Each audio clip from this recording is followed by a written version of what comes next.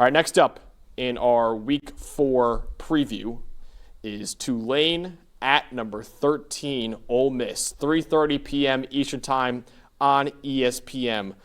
The storylines know Tulane tries to become the clear favorite for the Group of 5 playoffs spot right now. Tulane is off to a 3-0 start on its season. They have 2 victories over Power 4 opponents in Northwestern and Duke. So because of that, and also USF's loss to Miami this past weekend, the Green Wave right now have easily the shortest odds of any Group of 5 school to make the college football playoff. They're currently plus 380, according to DraftKings Sportsbook, to make the playoff right now. The next closest Group of 5 school is actually Boise State at plus 600 right now. So they're clearly the favorite to be the Group of 5 playoff team right now. Tulane has an opportunity to become an even bigger favorite this weekend as it goes on the road to face a top 15 team in Ole Miss. Ole Miss is off to a 3-0 start to its season and is coming off a 41-35 win over Arkansas this past weekend. Dalton, you give me a look right now. You're kind of surprised that Boise State's second in odds to Group 5.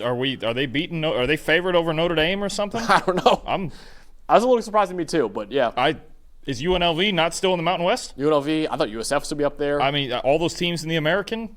Ohio beat West Virginia. I know they're 1-2, but they're pretty good. Okay. No. All right. But anyway, Tulane is the clear favorite. They're plus 380. The next team is plus 600 right now. So. I thought the second one would still be USF, to be honest. So did I. I don't think. I mean, they got blown out by Miami, but I think that says more about Miami than USF. I still think that USF is really good. They got every opportunity they win that conference. I think you have probably 2 scenarios, and we're getting early on this, but it's either going to be whoever wins the American, or if UNLV runs the table, then we got a situation. Yeah. Or if both of those things happen, then I don't. Two Group of 5 teams this year? Maybe. Could we have it? Could be. It's too early. It gets for crazy. All that, isn't it? You have the Tulane offense, though, with Jake Rzzoff, a guy we interviewed last year at BYU. What should we know when they have the ball in this game? Yeah, something fun. So, I mean, it was going to be an adjustment when Jake Rzzoff joined their offense a month before the season started, and he was in a competition for the quarterback spot. Obviously, won that job. We've seen him play well through the first 3 weeks. I think the interesting part is it's so hard to learn a full offense in such a short amount of time, and I think what John Summerall has told Rzzoff is, look, man, you'll learn the offense along the way. Go out there and be an athlete. Just play football. Let's go. And if you make a mistake, our defense will pick up for you. We got a good offensive line that can pass protect. But I think the thing that's impressed me the most about Rzzoff is him using his athleticism, using his legs to his advantage. 40 carries so far for Jake Rzzoff on the ground, six most among all quarterbacks. 282 rushing yards through 3 games is third. He leads all quarterbacks with 6 rushing touchdowns, had 4 of them against Duke last week, and 10 explosive runs is fourth. He's all of a sudden, at the Group of 5 level gone, you know what? I can run right by these guys, whether it's as a scrambler or I even like the way that Tulane is designing. They've got read option packages that were not in with Darian Mensah last year. They're letting him get in the gun even with 2 and 3 tight ends on the ball, and they're letting him run behind this big offensive line and pick up big first downs. And then I think even in the passing game, they've done a nice job getting designed rollouts and getting bootlegs going. I think one of the differences right now for Jake Rzzoff and Tulane, and one of the best weapons in their offense has been him running the football and him just going out there and being an athlete and playing. He is a gunslinger, absolutely, and he's out there. He's going to be a little adventurous at times, but it's been a lot of fun to watch him run the football and work outside the pocket and even in the design run game. I think Ole Miss needs to be very, very aware of that part of their offense. Make him hand the football off on those read options and see if one of the backs can beat you. Keep him in the pocket, make him throw it down the field on your defense. But if you let him get outside the pocket, Jake Rzzoff's in a groove right now running the football. So we know Jake Rzzoff will be starting at quarterback for Tulane in this game. We don't know who's playing quarterback for Ole Miss in this game. That's really the biggest matchup to know, is just who starts at quarterback for the Rebels. So head coach Lane Kiffin still trying to figure out who's going to replace his first-round quarterback in Jackson Dart this year. Austin Simmons entered the year as a starter. He had an 82.5 PFF grade as Jackson Dart's backup last year. Obviously a big drive against Georgia, the touchdown drive that really sparked Ole Miss in winning that football game. But this year, though, only a 57.3 passing grade through 3 weeks. And he couldn't even start this past week's game against Arkansas due to an ankle injury that he apparently re-injured on one of his only 4 snaps in that ball game, too. Did throw a touchdown on one of those 4 snaps, but he didn't look very comfortable doing it with that ankle injury.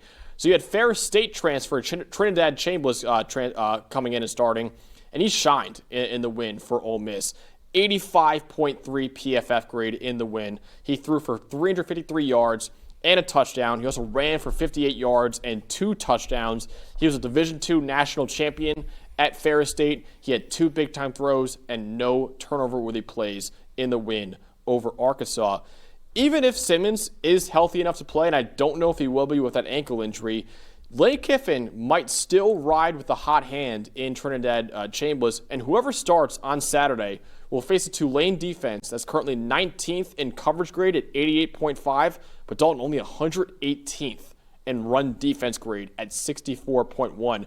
That favors Trinidad Chambliss a little bit more as the more dual threat of the two, the more mobile of the two options, especially if Austin Simmons' ankle is still bothering him a lot. So if I'm Lane Kiffin, I think I might start Trinidad Chambliss in this game. Well, Coach Kiffin says he anticipates Austin Simmons being ready to start this week and that he'll be the starting quarterback. But he was also very coy about this last week. He never had Simmons on the injury report, and it went up until game time that we really didn't know who was starting. So based on his word, he thinks, or he anticipates, we'll say out loud, that it should be Austin Simmons. But even then, he even acknowledged that he re-aggravated it on that hit he took in the Arkansas game. If he re-aggravates it again, he knows he's got Chambliss waiting in the wings and as a very mobile threat. I think there's even a chance if Simmons can't run as much and they do want to run him a little bit, you wonder if you see them both.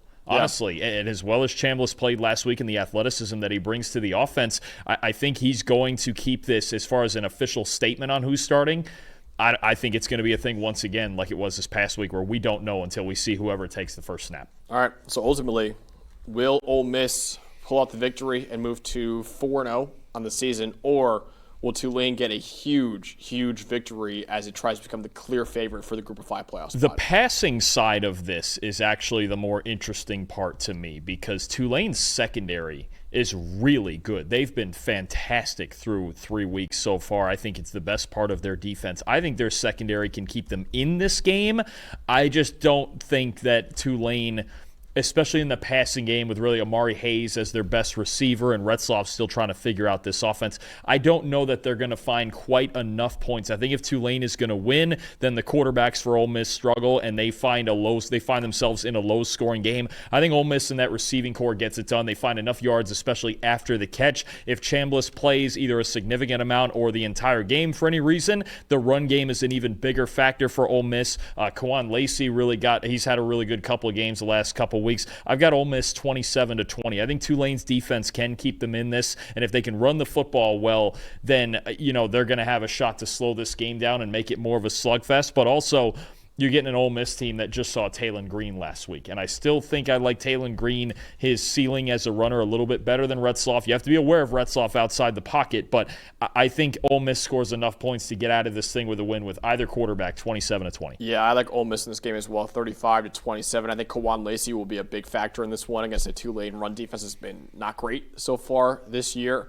And even with Austin Simmons probably starting in this game, I still think we might see a little bit of some packages for Trinidad Chambliss. And who knows? We'll see what happens in that quarterback battle for Ole Miss right now. But I think Ole Miss will win this game 35-27, continue its undefeated year, and Tulane suffers a blow to its playoff resume, although it's still very much alive if they win the American Conference this year.